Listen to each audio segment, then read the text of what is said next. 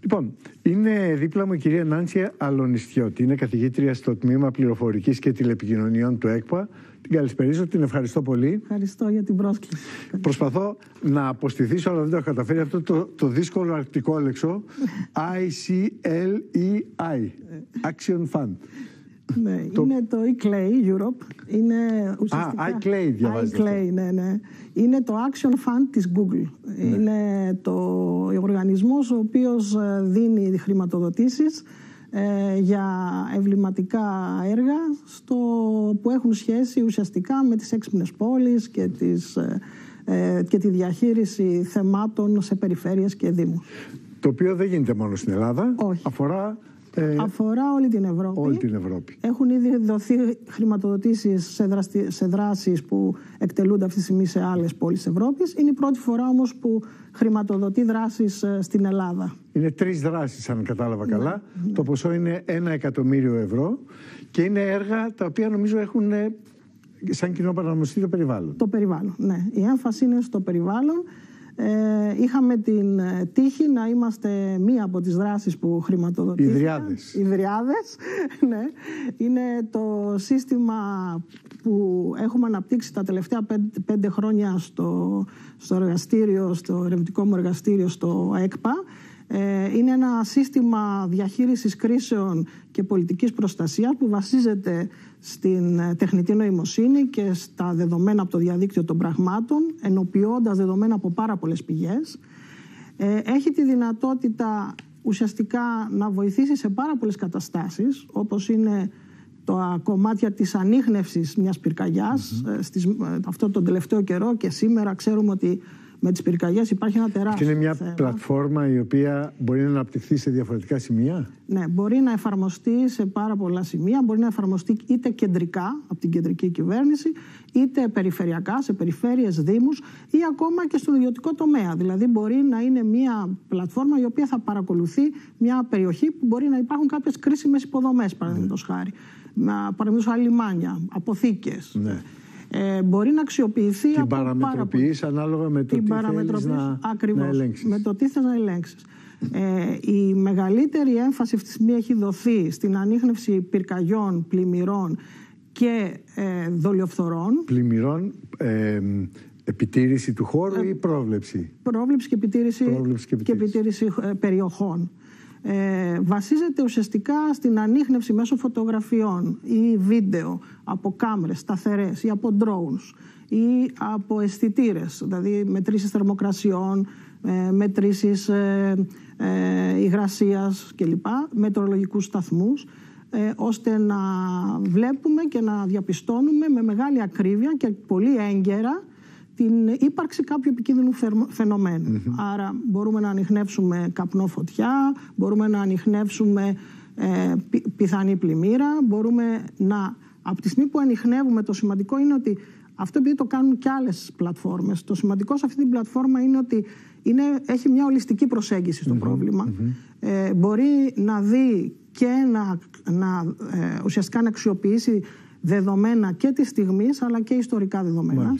Έτσι ώστε, εκεί λειτουργεί η τεχνητή νοημοσύνη. Εκεί δεν λειτουργεί το σύστημα της τεχνητής νοημοσύνης που υποστηρίζει όλη αυτή την πλατφόρμα, ώστε να μπορούμε να έχουμε μία έγκυρη ανίχνευση και από τη στιγμή που έχουμε την έγκυρη ανίχνευση του φαινομένου, πάρα πολύ γρήγορα μπορούμε να κάνουμε μία πρόβλεψη για την εξέλιξη του φαινομένου. Αν πάμε ένα βήμα πιο πίσω σε αυτό που λέγεται πρόληψη. Αν και αυτό είναι πρόληψη, το γεγονός δηλαδή ότι εντοπίζεις αμέσως έναν κίνδυνο, μια πυρκαγιά και παρεμβαίνεις νωρίτερα, είναι πρόληψη. Αλλά αν πάμε ένα βήμα πιο πίσω, σε αυτό που λέγεται πρόληψη, κυρίως για αυτό που διαβάζω για τη διαχείριση της ευπάθειας στα δάση. Μπράβο, ναι. Αυτό λοιπόν είναι μια ευκαιρία που μας δίνει ακριβώς αυτό το fund που παίρνουμε τώρα μέσω της Google. Η ευκαιρία είναι λοιπόν να χρηματοδοτηθεί η επέκταση της πλατφόρμας, ώστε να μπορεί να ανιχνεύει ανθρωπογενείς κινδύνους που ενέχουν υψηλή επικινδυνότητα. Παραδείγματος χάρη, εάν σε ένα σημείο υπάρχει αναπόθεση σκουπιδιών, απορριμμάτων, προφανώς σε εκείνο το σημείο, κοντά στο δάσος, αυτό σημαίνει ότι έχουμε αυξημένο κίνδυνο πυρκαγιάς. Ή αν έχουμε κάποια χημικά. Ή αν ας πούμε κάποιος έχει ανάψει ένα μπάρμπεκιου και το έχει αφήσει κοντά σε μια δασική περιοχή και πήγαινε έρχεται. Βαρμπόμπι, η φωτιά ήταν ο ψήστης, έριξε τα κάρβουνα χωρίς να είναι σβηστά. Λοιπόν, όλα αυτά, το σύστημα αυτό μπορεί πλέον να αξιοποιεί τις δυνατότητες που έχει για να τα ανιχνεύει. Το σημαντικό είναι ότι πέρα από τη χρηματοδότηση και την ευκαιρία που μας δίνει το eClay Fund και η Google, πέρα από τη χρηματοδότηση είναι τα δεδομένα στα οποία θα έχουμε πρόσβαση.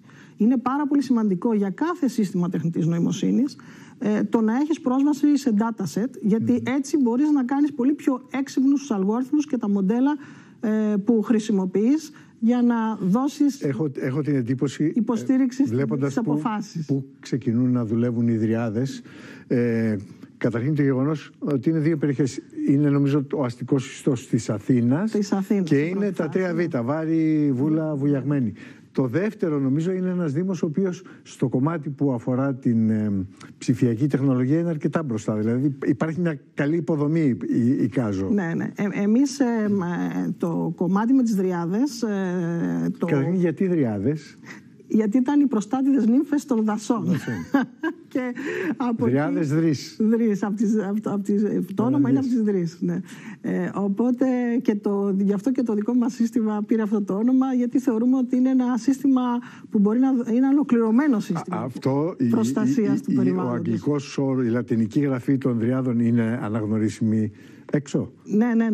Είναι αναγνωρίσιμο. Ναι. Λοιπόν, πάμε να δούμε λιγάκι. Γιατί είχαμε πάρει και πέρσι άλλο ένα βραβείο από το Υπουργείο Περιβάλλοντος, από τη Γενική Γραμματεία Δασών, και όταν είχαμε πάει στο εξωτερικό να το παρουσιάσουμε ήταν πλήρως αναγνωρίσιμη. Λοιπόν, πάμε να δούμε τι γίνεται και στην Αθήνα και στα 3Β.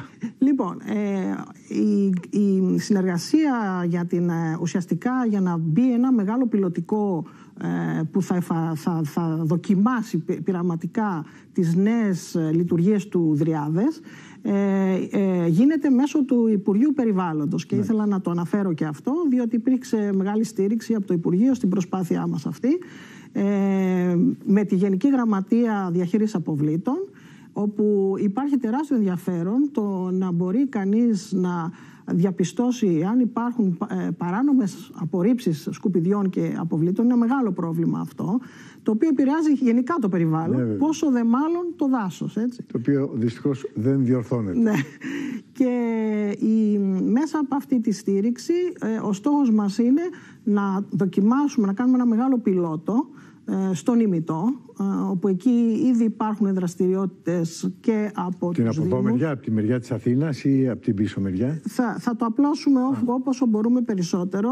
Υπάρχουν εκεί δραστηριότητες και με το SPY, γιατί είχα συμμετάσχει και στο φόρουμ του SPY. Έχει φτιαχτεί και ένα δίκτυο ανθεκτικών πόλεων που γίνονται και εκεί κάποιες δράσεις και νομίζω ότι θα έχει πάρα πολύ ενδιαφέρον να συνδυαστούν όλες αυτές οι προσπάθειες. Το αισθητικό δάσος της Κεσαριανής, Παπάγου, Κολαργός, Αγία Παρασκευή από πάνω που έχουν αναδασωθεί και είναι ωραίες περιοχές. Υπάρχει και ένα project το Smart Ημιτός που δηλαδή μπορεί να καλύψει μια μεγάλη περιοχή η εφαρμογή, οι Δριάδες. Ναι, μπορεί να καλύψει μεγάλη έκταση. Εξαρτάται από τις υποδομές που θα είναι διαθέσιμες, όπως με τους χάρη κάμερες, drones. Δεν το έχετε δοκιμάσει στην πράξη ακόμη? Έχει δοκιμαστεί, είναι προϊόν πλέον. Αυτό που δεν έχει δοκιμαστεί είναι το κομμάτι με τους ανθρωπογενείς παράγοντες. Σαν προϊόν, το Δριάδες υπάρχει ήδη. Μάλιστα έχουμε συνεργασίες και με κάποιους ιδιωτικούς φορείς για να το εφαρμόσουμε σε δήμους ή περιφέρειες, και ήδη το κομμάτι της ανίχνευσης, το κομμάτι της πρόβλεψης για το πώς θα εξελιχθεί το φαινόμενο, όπου εκεί μπορούμε να δούμε πάρα πολύ γρήγορα πώς θα εξελιχθεί με βάση τις μετεωρολογικές συνθήκες, τη μορφολογία του εδάφους, και να δούμε ποιες περιοχές θα επηρεαστούν, πόσο γρήγορα θα επηρεαστούν. Αν αυτές οι περιοχές, ας πούμε, έχουν σπίτια κλπ, να μπορούμε έγκαιρα να προβλέψουμε πότε αυτά τα σπίτια θα κινδυνεύσουν και άρα και πότε θα κινδυνεύσει και ο πληθυσμός που μπορεί να είναι κοντά σε αυτές τις περιοχές. Ένα πρόβλημα στη χώρα μας, δεν μπορεί παρά να το ξέρετε ως και ακαδημαϊκή δασκάλα, τέλος πάντων καθηγήτρια, είναι ότι ωραία, ξεκινάμε, μπράβο, σας επιβραβεύουμε, είναι εξαιρετική δουλειά που κάνετε, να το δοκιμάσουμε κιόλας και μετά το ξεχνάμε. Νομίζω ότι αυτό συμβαίνει και είναι το μεγάλο πρόβλημα. Ότι δεν είμαστε εύκολοι στο να διαχειριστούμε κάτι καινούριο και να το επεκτείνουμε και το στήσουμε, να το δώσουμε ζωή. Όντως. Εμείς πάντως έχουμε σκοπό να ενημερώσουμε και το Υπουργείο Πολιτικής Προστασίας και να θέσουμε στη διάθεση και των Δήμων και των Περιφερειών και του Υπουργείου το σύστημα αυτό, διότι είναι ένα σύστημα το οποίο πραγματικά καταρχήν έχει αναπτυχθεί από Έλληνες επιστήμονες οι οποίοι έχουν το software, το hardware, οι συσκευές είναι, φαντάζομαι, συμβατές με αυτό που φτιάχνουμε. Εμείς μπορούμε να λειτουργήσει το σύστημα με οποιαδήποτε συσκευή. Υποστηρίζει όλα τα πρωτόκολλα και όλες τις διεπαφές. Δεν έχουμε κανένα πρόβλημα. Μπορούμε να πάρουμε βίντεο από οποιαδήποτε συσκευή, μετρήσεις από οποιοδήποτε αισθητήρα. Δεν έχουμε τέτοιες δεσμεύσεις και γι' αυτό είναι ένα σύστημα το οποίο είναι, όπως είπα, ένα ολιστικό σύστημα. Ναι. Μπορεί να λειτουργήσει οριζόντια, μπορεί να επιβλέψει όλες τις περιοχές, ανεξάρτητα με το τι υποδομές ήδη έχουν. Ναι. Και δεν είμαστε κουμπωμένοι σε συγκεκριμένες υποδομές. Μπορούμε προφανώς να αυτά τα δύο project, 3Β και Αθήνα, ημιτός, έχουν ξεκινήσει, στείνονται δηλαδή. Θα στηθούν μέσα στον επόμενο χρόνο. Για την επόμενη αντιπυρική περίοδο. Μπράβο, ναι.